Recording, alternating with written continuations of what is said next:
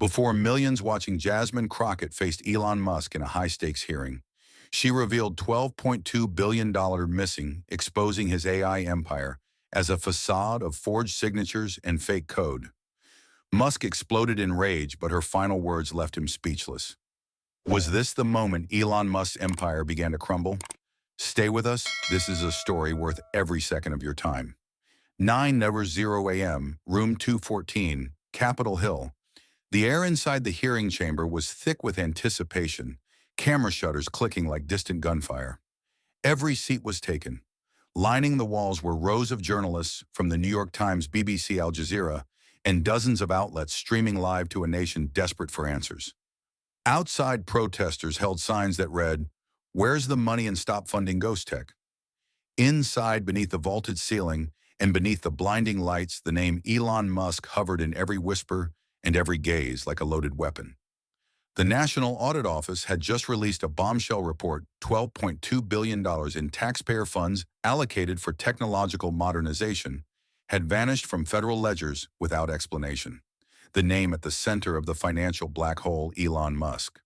Through a tangled web of shell companies, venture proxies, and AI infrastructure licenses, his company Neurocore Capital had become the nexus of one of the largest financial disappearances in U.S. public funding history. But today was not just about finance. It was about accountability on national television. Enter Congresswoman Jasmine Crockett, draped in navy blue expression carved from stone. She didn't smile, didn't wave. She walked with the kind of silence that makes powerful men nervous. As chair of the House Subcommittee on Public Funds and Budget Integrity, Crockett wasn't just here to ask questions, she was here to draw blood. And the room knew it.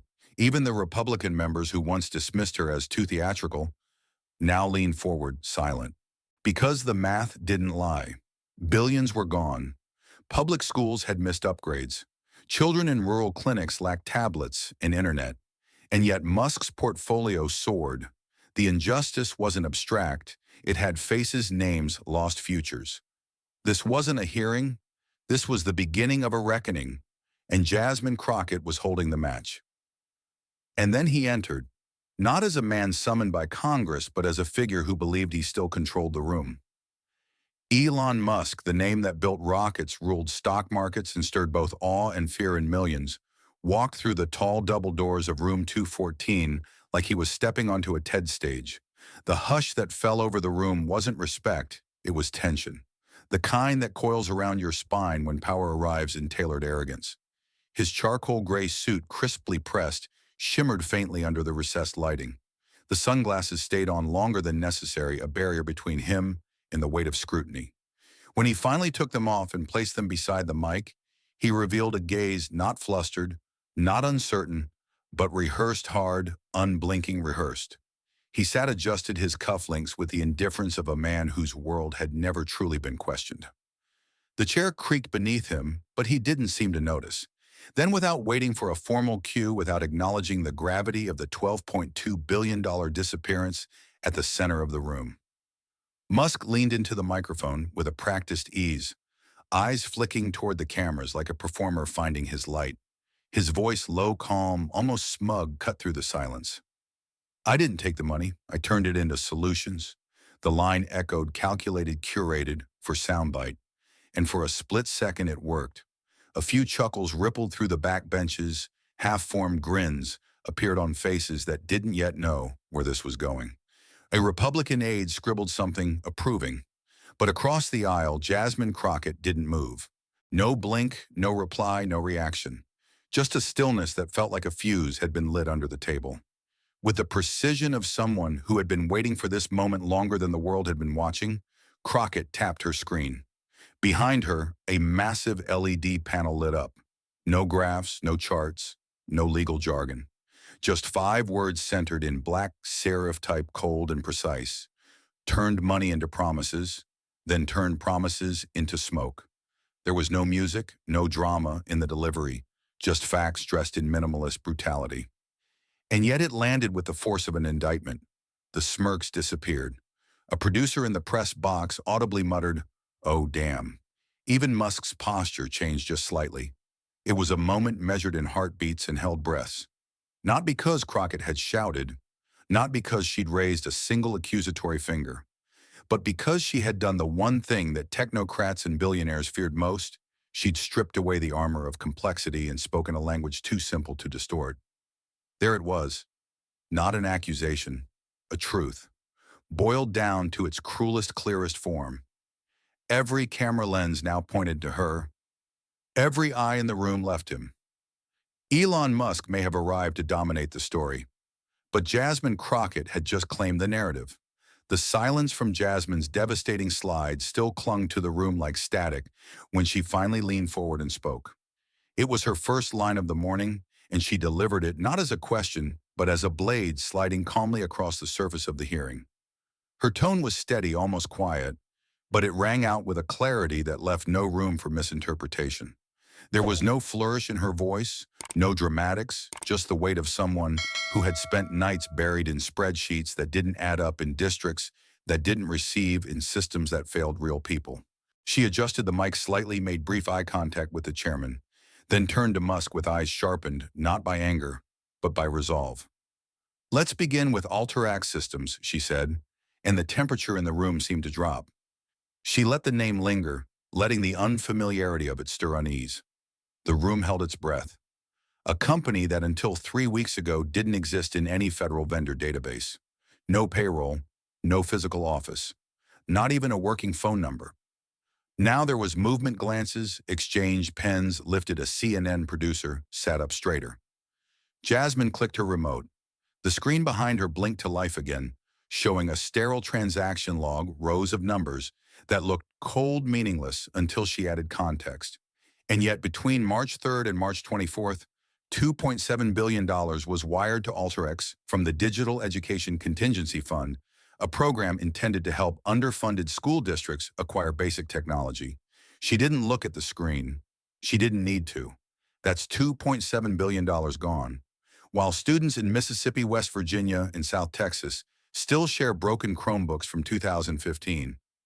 The weight of that sentence didn't hang in the air, it dropped like concrete. You could feel it, like a fist closing around the room's collective breath. No one blinked, no one shifted. The intensity wasn't theatrical, it was clinical, forensic.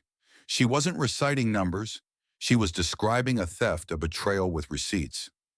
Behind her, the screen changed again now, a U.S. map marked with dots in red. Each dot represented a school district flagged by federal inspectors for delayed or incomplete technology upgrades.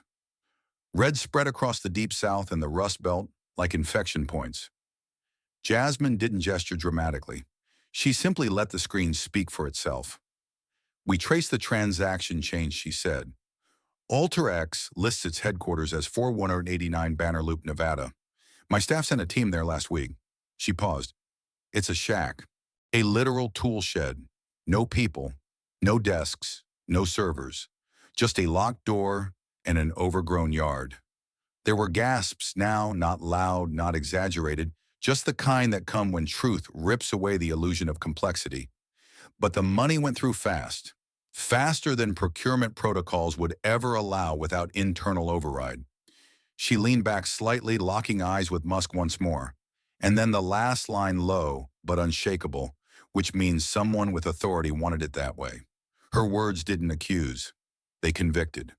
The weight of Jasmine's revelation still hung in the air, like smoke that refused to clear. The image of a billion-dollar transaction ending in a padlocked shed had shifted the mood from curiosity to quiet alarm. But Elon Musk, seasoned in controversy, fluent in deflection, leaned forward with the posture of a man who'd been here before.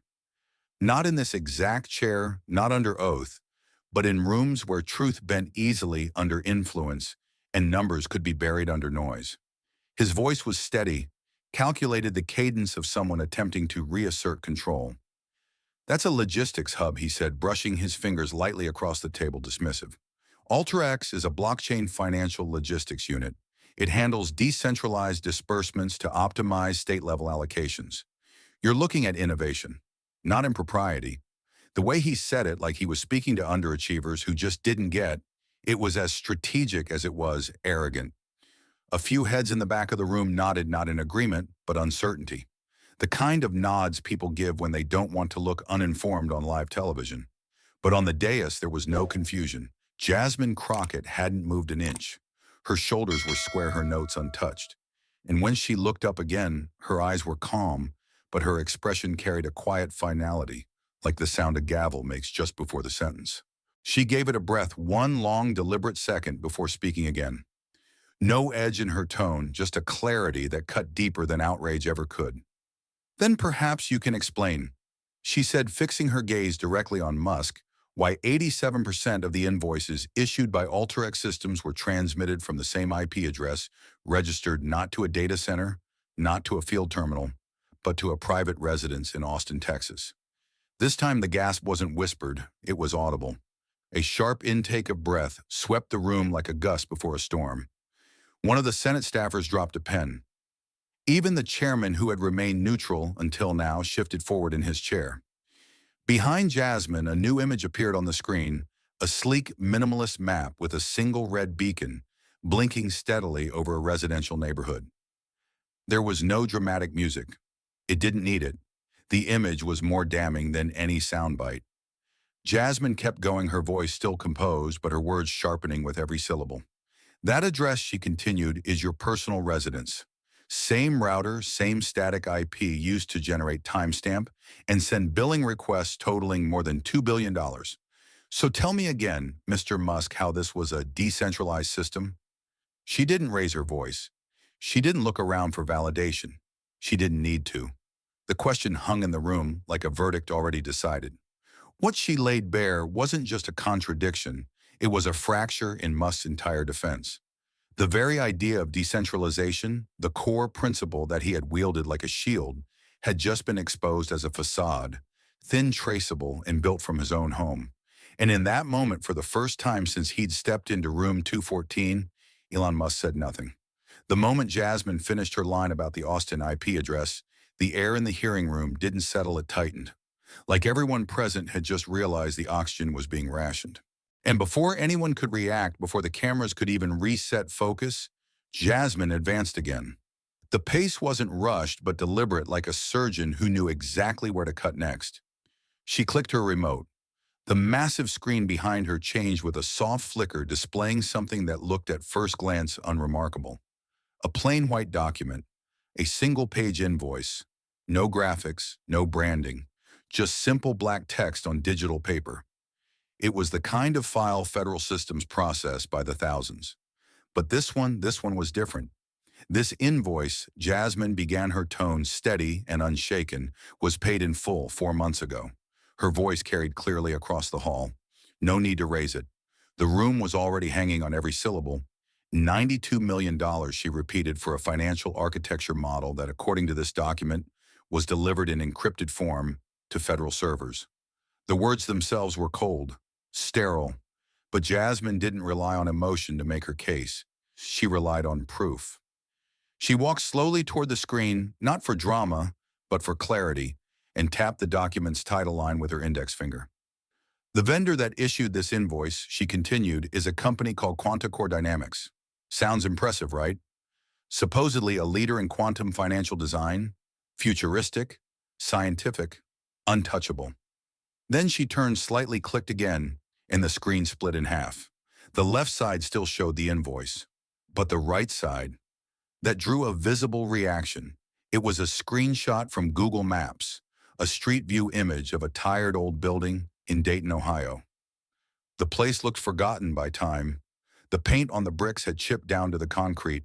The lot was cracked, the grass overgrown, and mounted above the rusted front door, a faded wooden sign still read, "Tony's Smokehouse BBQ." A murmur rippled through the gallery. This, Jasmine said, never raising her voice, is the registered address of Quanticore Dynamics. She let the absurdity speak for itself. No staff, no computers, no servers, no license to operate in finance. In fact, the only license this location has held in the last decade is for food service. Her tone turned even flatter, deliberate, and deadly. And yet, this is where $92 million in taxpayer funds was sent for a financial model that no one at Treasury has ever seen.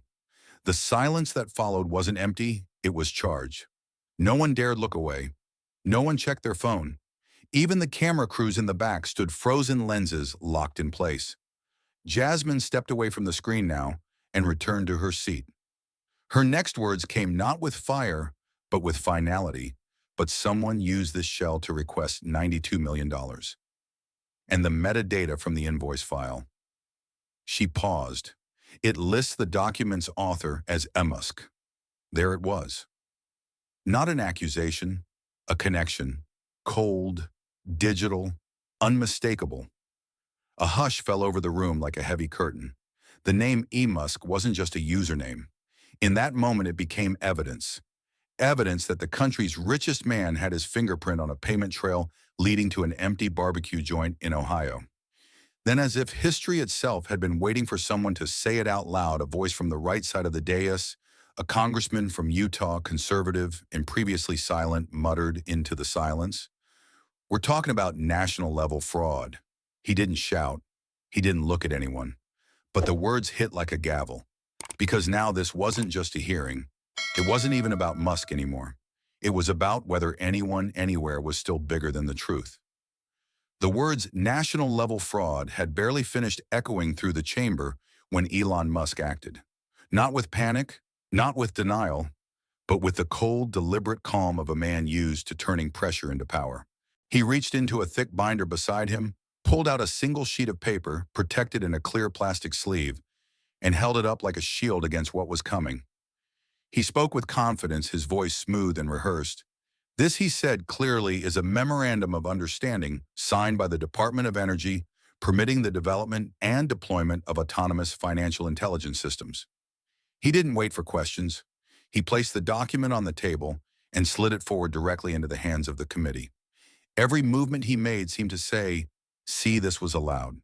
Then came the next line, measured powerful, self-directed AI funding, approved by the government itself. You call it theft. I call it policy. As he finished speaking, the main screen behind him lit up, now showing the full document. It looked official. The formatting, the headers, the legal tone, everything felt real. And then at the bottom of the page, in bold ink, was a signature, L.M. Dillard, Secretary of Energy. The room paused. For the first time that morning, doubt briefly crossed a few faces. Some lawmakers leaned closer. Aides exchanged quick glances. From a distance, this wasn't a defense, it was a counterstrike. A document with a cabinet-level signature. If it held up, it could change everything. Journalists in the gallery scrambled to zoom in on the signature. One camera operator whispered, "Is this real?" under his breath. On social media, the livestream chat exploded. Musk's supporters were already posting hashtags like MOU proof and government greenlight. And for a few seconds, it worked. Elon Musk looked composed, in control, maybe even victorious. But Jasmine Crockett didn't move. Not 1 inch. She stared at the screen, not confused, not rattled, but calm. Because she already knew what the others didn't. This wasn't a document that proved innocence. It was a trap he had just walked into himself. But Jasmine Crockett didn't flinch. She didn't glance at her team. She didn't look at the reporters. She didn't even look at Elon Musk, because she didn't need to. The moment he slid that printed memorandum across the table, like it was his legal armor, Jasmine already knew what it was, and more importantly, what it wasn't. While the room held its breath, she simply tapped her tablet, cool and quiet, as if turning a page in a story she'd already read to the end. And that was when the screen behind her changed again. Gone was the version Elon had presented, full of bloated language and sweeping powers. Now a second version came into view, stark and clean. It carried the same title, the same official seal of the Department of Energy, even the same date, January 12, 2024. The font matched. The formatting was nearly identical. But something was very different, something subtle yet seismic. Side by side, both documents were projected for the nation to see. The left side, Elon Musk's version, planted, prepared, and dramatic. The right side, the version filed on record, verifiable, quiet, and devastating. Jasmine rose slightly, her hands never shaking, her voice never raised. "What Mr. Musk has presented," she said with the precision of a closing argument, "is not the full document." She gestured toward the right-hand projection.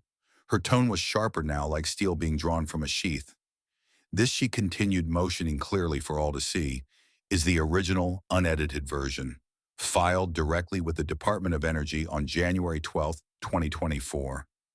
She didn't have to say the rest yet. The committee members were already leaning closer, scanning the words with their own eyes. Paragraph by paragraph, the differences emerged like invisible ink under heat. At first it was subtle, a few phrases missing, a header repositioned. But then on page 4 the gap widened, and what was absent became impossible to ignore. The room began to still not from surprise but from recognition. There was no clause authorizing AI systems to control federal funds. There were no lines approving autonomous financial intelligence engines. The sweeping authority Musk had claimed just minutes earlier was nowhere to be found. Not blacked out, not redacted, just absent, entirely. The truth wasn't hiding. It had never been there to begin with. Jasmine took a breath, her voice unwavering. There is no provision, she said slowly, clearly, and with the weight of accountability for the unilateral use of public funds by private AI systems. None. The clause Mr. Musk refers to does not appear in the original memorandum because it was never approved. And with that, the illusion shattered. A dozen reactions rippled through the room like a slow-building earthquake.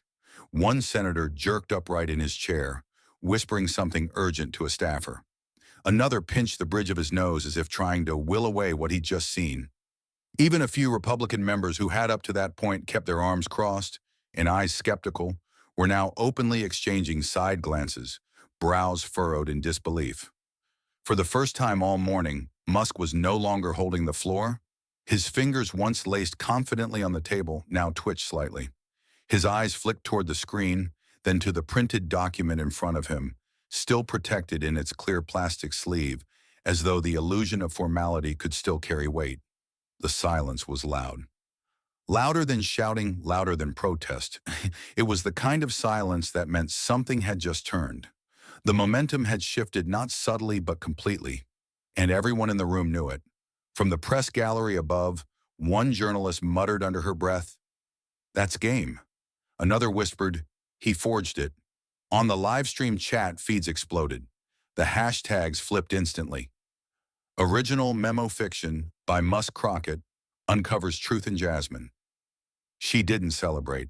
She didn't break eye contact with the committee because she wasn't here for a moment. She was here for accountability, for the people whose laptops never arrived, for the schools whose funding disappeared, for the taxpayers who had no idea their money was being funneled through empty promises and pixelated paper trails. The illusion of legitimacy had just been stripped away, and what remained was fraud dressed in federal letterhead. The weight of the forged memorandum still sat heavy in the room when Jasmine Crockett leaned slightly toward her microphone. She didn't rush. She didn't raise her voice. She simply spoke 5 words with quiet authority. "I'd like to bring in a witness." Immediately, the lights dimmed slightly, and the hearing room's main screen faded to black. The anticipation returned like a tightening thread. Everyone could feel something coming, something different. You could almost hear the cameras locking focus, the sharp breath of an aide holding a notepad too tightly. This wasn't just about documents anymore. Jasmine was about to put a voice to the deception. Then the screen flickered. A live stream feed appeared. The frame was grainy, the lighting deliberately dark. The man's face was completely obscured by a deep hood, his features hidden in shadow. His voice, distorted by a modulator, was deep and mechanical, but beneath the artificial filter, it was clearly human. A single label appeared below him, former senior engineer, Neurocore AI division. He didn't pause. He didn't hesitate. And what he said next changed the air in the room. "What we sold," the voice began calm but saturated with something deeper, remorse, perhaps, or fatigue, was a single prototype, an unfinished AI budgeting tool with no real backend, just interface graphics. And we cloned it. The words landed without drama, but the silence that followed was deafening. People didn't shift in their chairs, they froze in them. Committee members turned their heads slowly, almost in disbelief. Staffers began whispering frantically behind their hands. Every person watching the live stream in that moment knew they were no longer listening to allegations. They were hearing a confession. Mr. Musk approved repackaging the exact same software under different brand names for separate state contracts. The voice continued unshaken. The code didn't change. Only the name on the invoice. What had once been a slow-burning scandal had just exploded into a full-scale expose. And still the whistleblower spoke not bitterly, not emotionally, but with the kind of cold clarity that comes only when the truth can no longer stay buried. Each version looked new on the surface, he said, but underneath it did nothing. It was a shell, just a PowerPoint on top of a non-functional algorithm. Gasps now, audible involuntary. But it was the next sentence that cracked the room open completely. We once printed a demo screen, just a screenshot, and walked away with $600 million in signed contracts. In the seconds that followed, no one spoke. Not the chairman, not the aides, not even Elon Musk. His usual defiance had hardened into something quieter now, uncertainty, maybe even fear. The smirk was gone. His eyes, once darting toward cameras and lawmakers with confidence, now stared down at the surface of the desk in front of him. Because this wasn't an opinion. This wasn't a theory or a rival politician's attack line. This was inside knowledge, and it was live. Jasmine Crockett remained still. She didn't need to add commentary. The facts were louder than anything she could say. Because in that moment, every person in the room understood what they were hearing. This wasn't just corruption. This was a scam on a national scale. Taxpayer money traded for fake code and PowerPoint slides. Promises sold by a billionaire backed by nothing and cashed in for millions. This wasn't a software flaw. It was a moral failure. The weight of the whistleblower's testimony still hung in the air like a black veil. The room hadn't moved. It hadn't exhaled. It was as if every breath had been suspended between disbelief and outrage. The words "we printed a demo screen and walked away with $600 million" weren't just shocking, they were radioactive. You could feel them pulsing in the walls, traveling through every microphone, reverberating through every live stream. And for a long, brutal moment, Elon Musk said nothing. He just stared straight ahead, his jaw-locked hands clenched on the table, like he was bracing for impact. But then something cracked. With a sudden, sharp sound, his palm slammed against the hardwood table. It wasn't a casual gesture. It wasn't frustration. It was fury, raw, unfiltered, and loud. Several members of the chamber flinched. Aides jumped. The courtroom-style stillness shattered. "I'm not a thief," Musk shouted, his voice rising for the first time since the hearing began. The volume surged, bouncing off the chamber's high walls. "I'm not a thief. I'm building the future. I'm solving the problems no one else dares to touch. You think it's easy. You think these systems create themselves." His hands were out now, sweeping across the table. His face flushed red. "I'm the only one moving this country forward while you sit here throwing stones. I don't apologize for vision. It was more than a defense. It was a breakdown disguised as a manifesto." His voice cracked slightly at the end, not from weakness, but from the sheer effort of holding together a narrative that had begun to crumble before a global audience. He wasn't arguing policy anymore. He was fighting for survival, clinging to the one identity that had protected him for decades: the visionary, the builder, the man ahead of his time. But Jasmine Crockett didn't flinch. She didn't recoil. She didn't even look surprised. She sat still for one long beat, letting the rage burn itself out like a fire that had run out of oxygen. Then she leaned forward, elbows on the desk, and looked Musk directly in the eye. Her voice, when it came, was barely louder than a whisper, but it cut through the chamber like a scalpel. Each word slow, deliberate, cold with truth. "The problem," she said, "is that you built it with money taken from the poor, then slapped the word vision on top of it, like that made it holy." The chamber froze. For a full 2 seconds, no one spoke. No one moved. The line dropped like a lead weight through every floor, every camera, every screen. And then suddenly the silence cracked wide open. From the far right of the panel, a voice rose, not in protest, but in applause.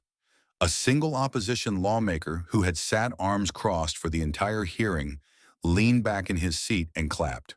Once, twice, then 3 times.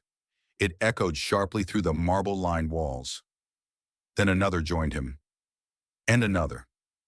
The public gallery, where families of underfunded schools had been watching quietly all morning, erupted into a soft, steady wave of applause, not loud or chaotic, but resolute. Musk's head dipped slightly. His jaw was still set, but the fire in his eyes had dulled. The narrative had turned, not because someone shouted louder, but because someone had spoken the truth plainly. Outside the chamber, social media erupted. The moment was clipped and posted in seconds. The caption under every repost read the same line: "You built it with money taken from the poor, then called it vision." And across the country, from forgotten classrooms to under-equipped hospitals, people were listening. Because for once, someone had said what they had all felt for years, and the room once ruled by silence and power now belonged to the truth. The room was still trembling from the aftershock of Jasmine's last words. "You built it with money taken from the poor," when she turned back to the table in front of her and picked up one final folder. Her movements were calm, deliberate, and almost too quiet for what was coming next. But anyone who had been watching her this entire hearing knew when Jasmine Crockett went silent, the truth was about to roar. She didn't raise her voice. She didn't stand. She didn't need to. She simply slid the last document across the polished wood toward the chairman and said, "One more file, Mr. Chairman.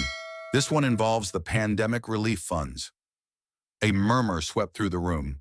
The phrase pandemic relief carried a different weight. It wasn't just about budgets and grants anymore. It was about desperation loss and the billions allocated during America's most vulnerable moment. This wasn't just fraud. This was betrayal in the middle of national crisis. The screen behind Jasmine came to life again, this time displaying a scanned PDF titled Emergency Disbursement Agreement, COVID Fiscal Recovery Act. Beneath the title was a familiar name. The agency's signature line had been filled, signed and stamped, Marshall J. Graves, Director of Disbursements, Federal Recovery Office. The signature was clean. The digital timestamp matched the week the disbursement was approved. Everything looked perfect. But as Jasmine tapped her tablet once more, two additional screens appeared on either side of the main projection, side-by-side forensic software in real time. And then she said it. "This signature," Jasmine said slowly, letting each word hit the room like a gavel, "is not real. It was generated using deepfake AI, an artificial replication of an actual public servant's writing style. Not just forged, but manufactured." The chamber exploded, not in volume, but in tension. Eyes widened, mouths opened. It was as if the very air had thickened. Behind her, the forensic expert sitting quietly on the second row of the witness gallery stood holding a tablet in both hands. The chairman nodded to him wordlessly. The expert stepped forward, voice firm and precise. "Our analysis conducted using layered signature authentication tools confirms that this signature does not match any known signature in the Federal Employment Archive. The stroke pattern, the pressure points, and the vector path suggest algorithmic modeling, not human execution." He held up the screen. It showed a 3D breakdown of the signature line. One layer peeled back, then another. With each removal, it became more obvious there was no hand behind this ink. Just math. Just mimicry. In short, the expert said, with finality, this signature does not exist in any government records. It was never written. It was never witnessed. It is digitally generated. Gasps, audible. One senator nearly dropped his pen. Another leaned back in his chair as if trying to physically distance himself from the horror of what was unfolding. Jasmine said nothing. She didn't need to. She stood completely still, letting the gravity of the revelation crush the last defenses still standing around Musk. The chairman adjusted his microphone. His hands were trembling now, not from nerves, but from fury. He turned slightly to face the sergeant-at-arms stationed near the hearing room side entrance. "Begin formal request for criminal investigation. Immediate referral to the Federal Bureau of Investigation. This hearing has crossed into federal fraud jurisdiction." And then the final image, Elon Musk. No outburst this time. No smirk. No speech. No attempt to interrupt. He didn't lift his head. He didn't make eye contact. He simply stared downward at the fake signature projected in front of him, his empire's last defense now burning under forensic light. His hands, once so expressive, now lay still against the table. He did not protest. He did not deny. He just lowered his head. And in that gesture, quiet, small, and irreversible, every person in the room understood that the story was over. Not the fight, not the fallout, but the illusion. It was gone. Finally, irrevocably, and for the first time in that chamber, truth stood without being challenged. The moment Elon Musk lowered his head, silently surrendering to the weight of evidence, the echo of that image left the chamber and detonated across the world. There was no need for a verdict. The public had already seen the receipts, heard the voice, and watched the empire crack under its own artificial signature. And just like that, the walls of Capitol Hill gave way to something even louder, the global roar of media headlines and digital outrage. The first wave hit within minutes. CNN and MSNBC and Fox all broke programming simultaneously to flash red banners across the bottom of their screens. Breaking Musk accused of deepfake signature in $600 fraud case.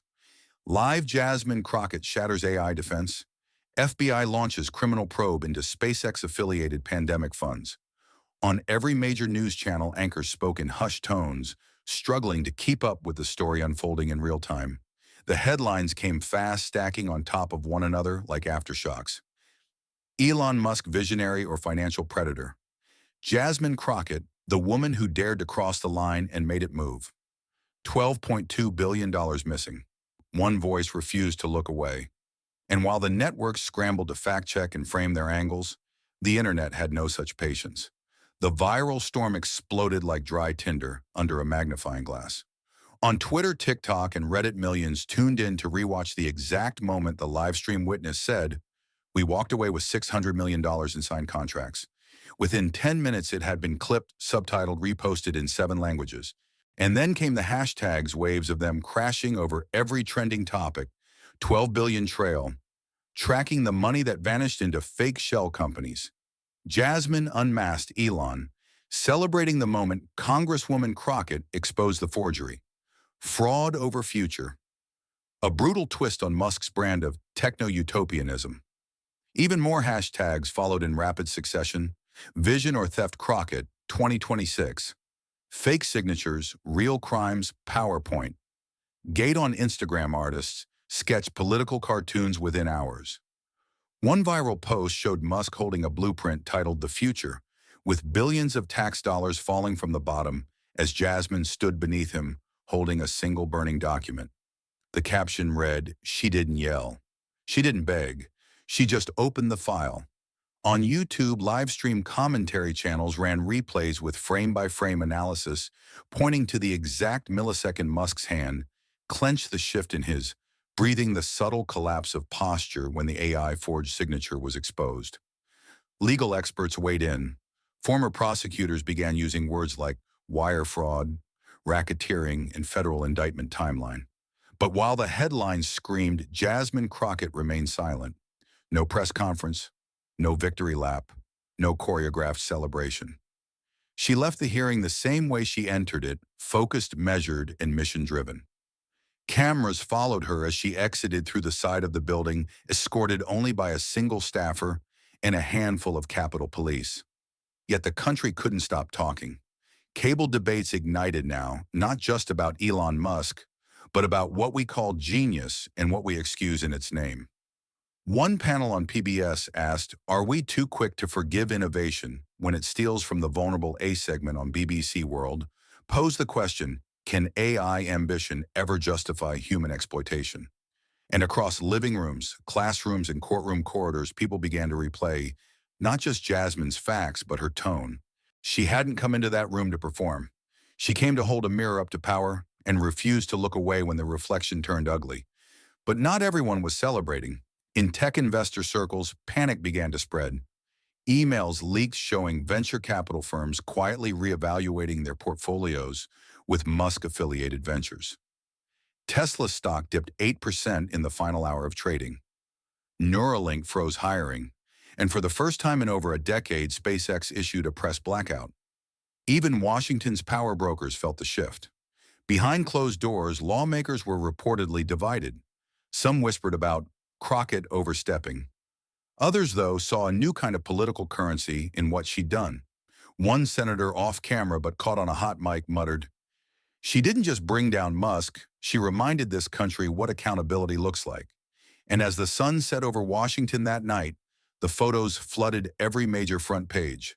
Not of Musk, not of the committee, but of Jasmine, standing alone on the Capitol steps.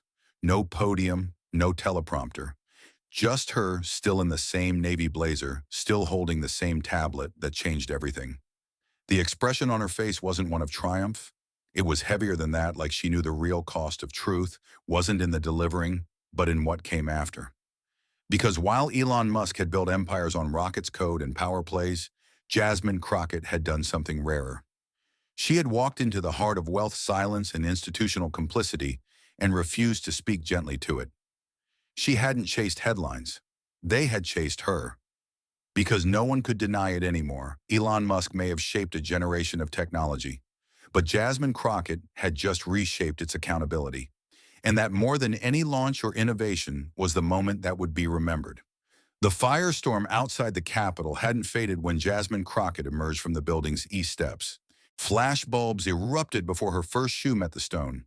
Reporters surged forward, microphones extended like spears' voices, layered in chaos, each one trying to make their headline the next viral quote. Behind her, the rotunda still buzzed with disbelief, but Jasmine didn't look back. Her shoulders were squared, her stride even. She wasn't walking away from a victory, she was walking straight through the center of something broken.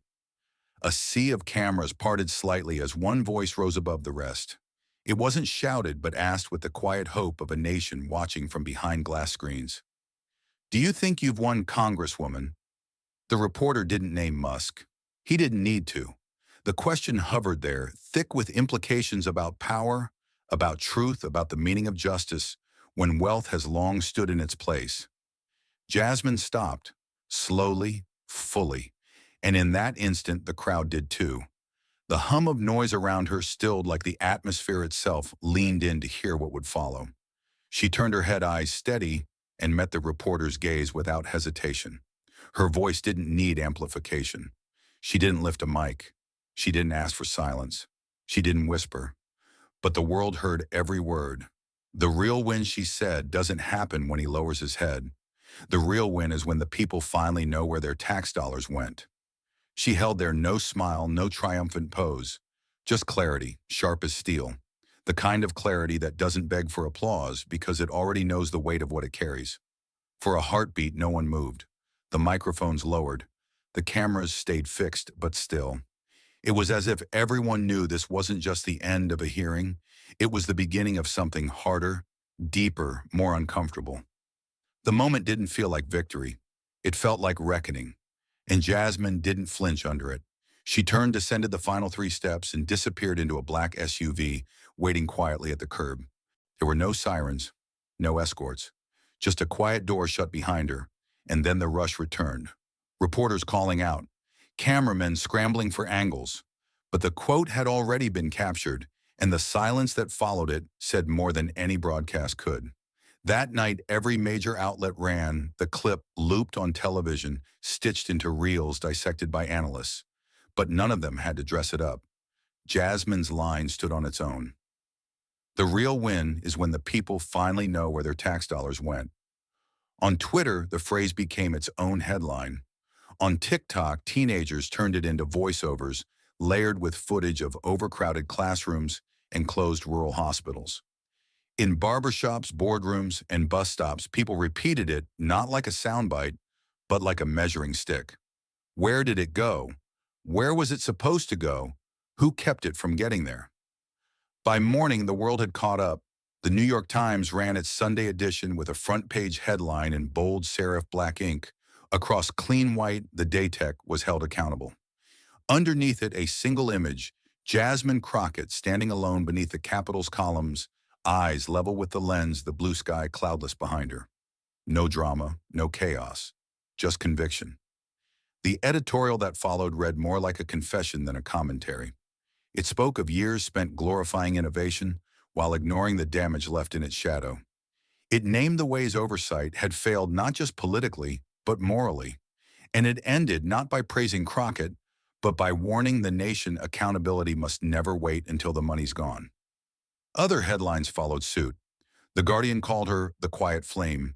The Washington Post labeled the hearing Silicon Valley's Watergate.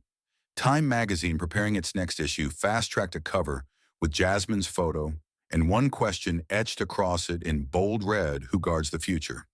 The stock market, still reeling, saw tech futures dip sharply. Congressional offices reported hundreds of thousands of emails demanding new legislation to prevent another misuse of federal funds. Two governors announced internal audits of their AI grant programs, and the FBI confirmed that the criminal investigation into Musk companies had officially begun. But amidst the whirlwind, Jasmine remained where she always had, out of the spotlight inside her district office, reviewing new legislation designed to put federal contract databases into public view. Because while the world had declared her a hero, she didn't see it that way. She wasn't here to be remembered. She was here to make sure the next time someone asked, "Where did our money go?" they didn't have to wait 5 years for an answer. She had already said it on the steps, but now the country was starting to understand what she meant. It wasn't about a man bowing his head. It was about lifting everyone else's, and that no matter how much noise followed was the only victory that mattered. The country was still reeling. Investigations were underway. Media outlets were in full post-mortem mode, and the public, angry, awake, and relentless, wasn't letting go. Jasmine Crockett's words were still echoing in households and hearing rooms alike.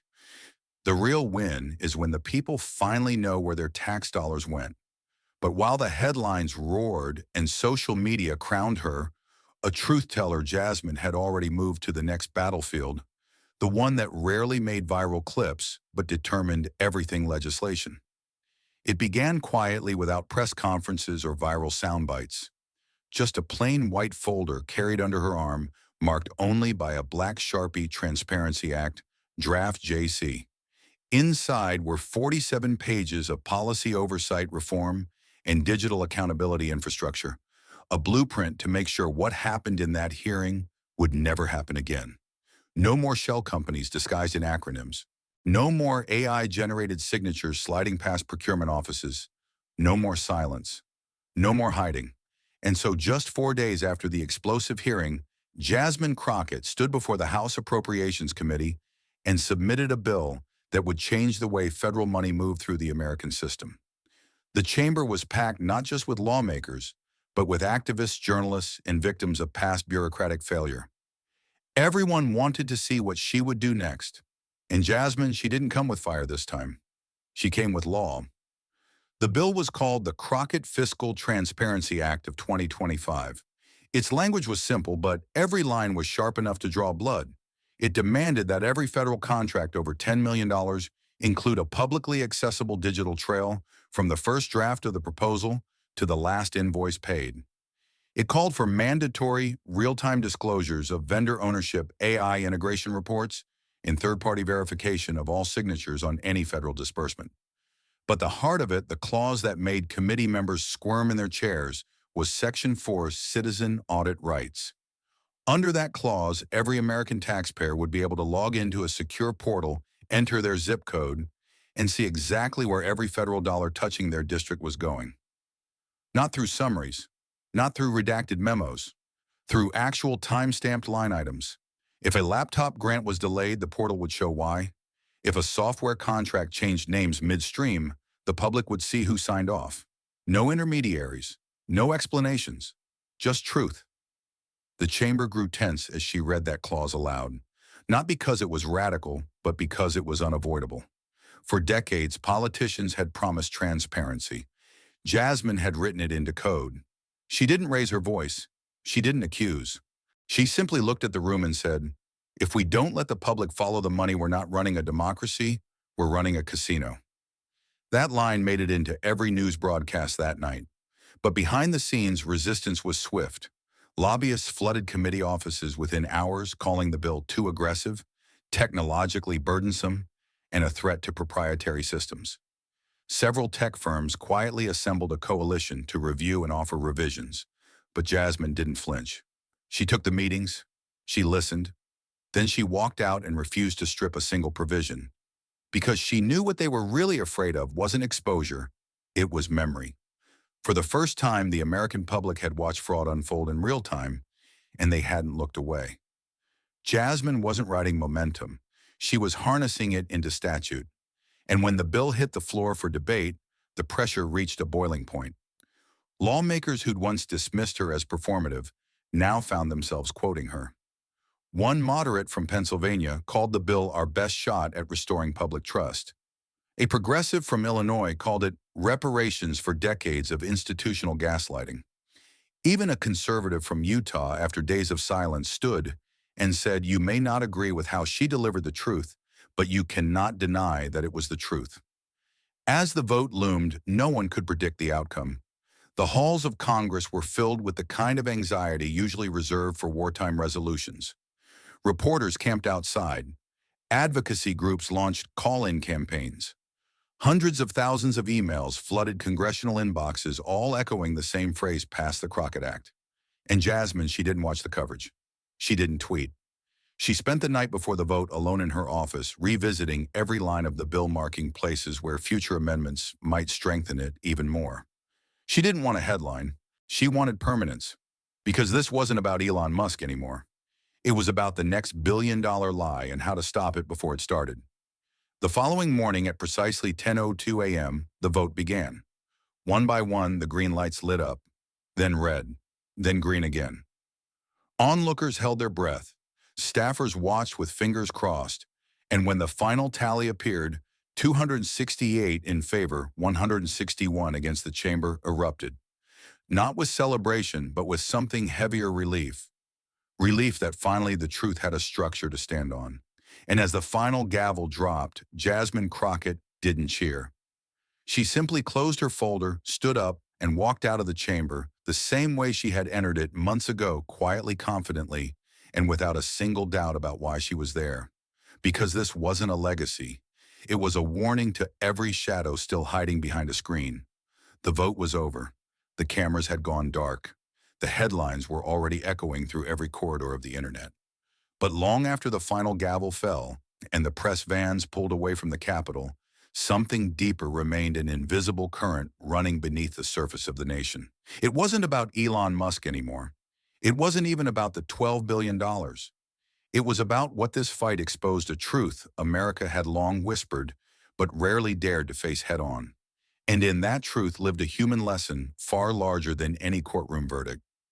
At the center of it all stood Jasmine Crockett, not just as a congresswoman, not even as a symbol, but as a reminder of what it costs to challenge power that has never been questioned before.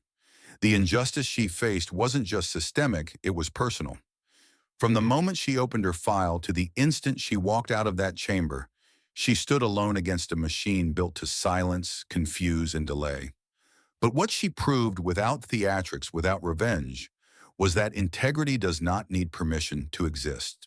It simply needs someone willing to bear the weight of standing still while the rest of the world tries to spin. And that weight, that resistance, that's where the lesson begins. Because this was never just about signatures and missing money. It was about the quiet assumption that no one would look too closely, that a name like Musk could shield corruption with charisma, that innovation could excuse theft, that complexity could hide intent. The real battle wasn't over AI systems or forged contracts. It was over something far older and more dangerous: the idea that those with vision are entitled to skip the rules written for everyone else. That belief, unchecked, becomes poison. Jasmine Crockett faced that poison, drank it publicly, and still walked out upright. And in doing so, she didn't just challenge a billionaire, she challenged a belief that had made injustice feel inevitable. There's something chilling about how easy it was for all of it to happen. A fake company in an Ohio barbecue shack, an AI-generated signature undetectable without expert tools, a billion-dollar invoice approved by a digital sleight of hand. None of it looked like a crime until someone had the courage to say, "Wait, that doesn't make sense." Jasmine said it. She said it not with screaming or spectacle, but with patience and precision. And that patience revealed another lesson: that courage isn't always loud. Sometimes it's quiet. Sometimes it's a woman alone in her office at 2 a.m., reading a memo for the 6th time because something still doesn't sit right. And that's where the real fight begins, not in the hearing room, but in the long hours before anyone's watching. We live in a time where attention is currency, where outrage is rewarded more than truth. But Jasmine's path defied that. She didn't go viral for yelling. She went viral for exposing, for asking the questions no one else dared to ask, and for listening when others were too busy performing. She didn't just hold Elon Musk accountable. She held herself accountable first, to the people she represented, to the teachers who never got their classroom grants, to the nurses using broken tablets in rural clinics, to every taxpayer who has been told year after year, we can't fund that right now, while somewhere else a billionaire printed PowerPoints and walked off with millions. And then there's the whistleblower. We'll never know his name. His voice was altered. His face was hidden. But his choice to step forward into the storm, knowing full well what might happen next, was a lesson in moral clarity. Not all heroes are born from conflict. Some are created by conscience. He reminded us that sometimes the most radical act in a corrupt world is simply telling the truth. That courage doesn't always roar. Sometimes it trembles. Sometimes it stutters. But still it speaks. And when it does, the system has no choice but to listen. There was also a lesson for those who didn't speak, for the advisors who looked the other way, for the agencies that signed the checks without reading the fine print, for the journalists who only started digging after the scandal broke. Their silence wasn't just complicity, it was evidence. Evidence that systems don't break in one dramatic moment. They erode slowly, quietly under the weight of people who don't ask questions because the answers might cost too much. And yet the biggest lesson may be the simplest: that power, when left unchallenged, does not evolve. It expands. It spreads. It finds new forms. Today it's deep-fake signatures. Tomorrow it's AI-generated contracts. The tools will change, but the temptation stays the same. And so the question becomes not just how do we punish what happened, but how do we prevent what comes next? That's where Jasmine's final act, the Crockett Fiscal Transparency Act, becomes more than policy.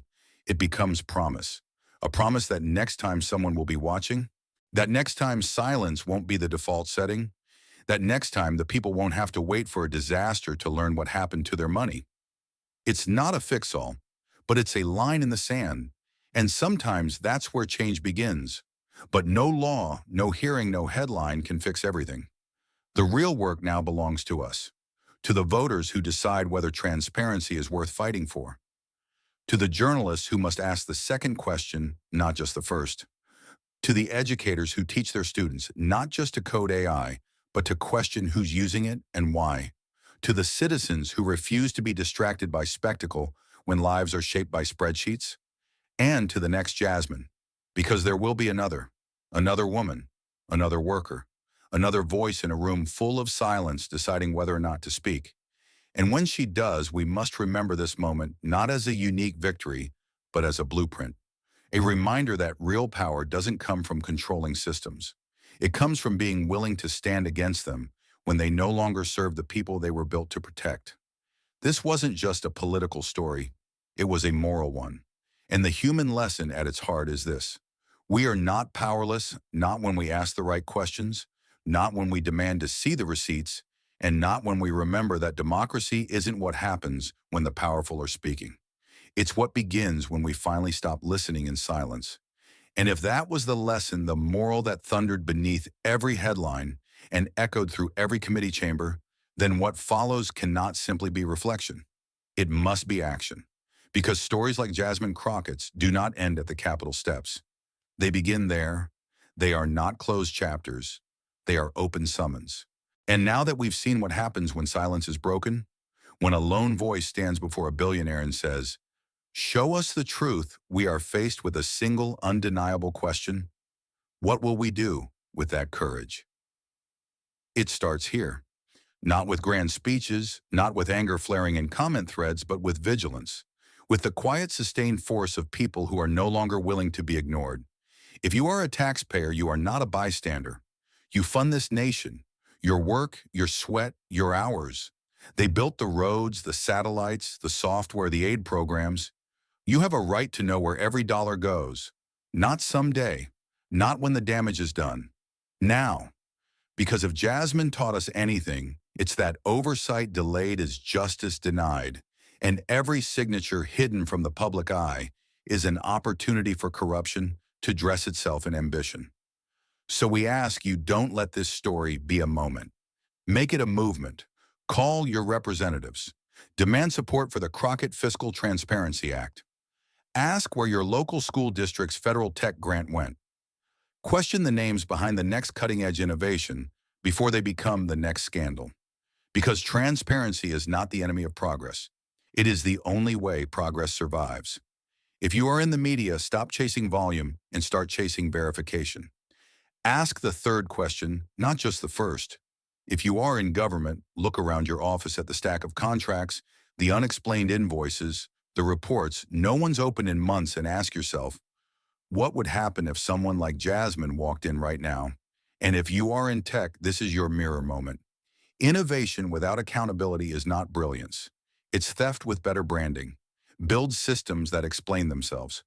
Design AI that leaves a trail. Refuse to hide behind complexity, because if your product can't survive public scrutiny, maybe it's not the future at all. And if you are a citizen, just one person reading this, watching this, feeling the knot in your chest, you already have the power. You are the storm they fear. Not with violence, not with chaos, but with clarity, with questions, with persistence, with the courage to demand that the next Jasmine is never standing alone again. The truth is, we should never have needed her to carry this fight alone. We should have stood beside her long before the cameras ever turned on.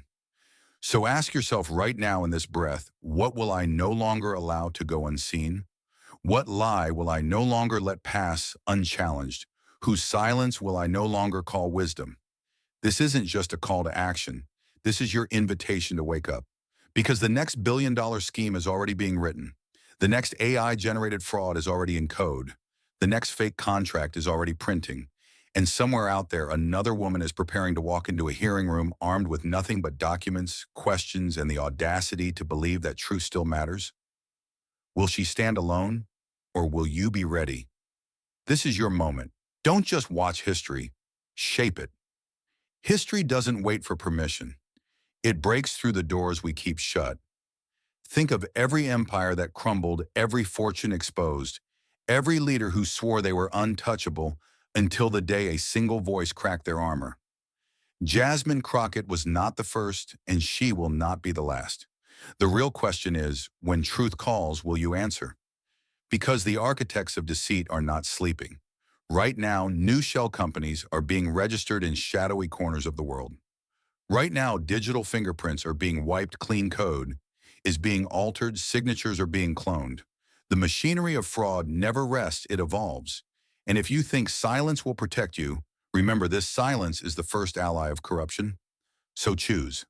Choose to ask the question that no one else dares. Choose to pull the thread that others fear will unravel too much. Choose to believe that even in the glare of billion-dollar lies, a single demand for truth can shake the ground. This is not a warning.